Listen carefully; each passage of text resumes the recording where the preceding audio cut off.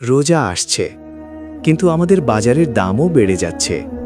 চাল, ডাল, তেল, খেজুর সব কিছুর দাম হঠাৎ আকাশে।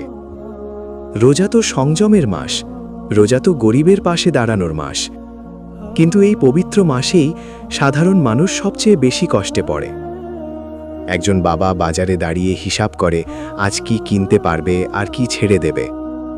একজন মা ভাবছে এই রোজায় ঠিকমতো ইফতার হবে কিনা। অথচ অন্য দেশে, যেখানে ইসলামী শাসন ব্যবস্থা আছে, রোজার সময় দাম বাড়ে না, বরং মানুষ পায় স্বস্তি, মানুষ পায় ন্যায্যতা। তাহলে সমস্যা কোথায়? সমস্যা রোজায় নয়, সমস্যা আমাদের শাসনে, যেখানে জবাবদিহিতা নেই, ন্যায় নেই।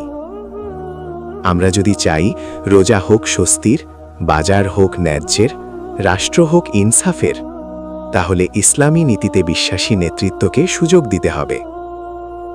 সামনের রোজা একবার দেখুন আপনার ভোটের শক্তিতে। আপনার একটি সিদ্ধান্ত রাষ্ট্র বদলে দিতে পারে, সমাজ বদলে দিতে পারে। আপনার সিদ্ধান্তই পরিবর্তন আনবে।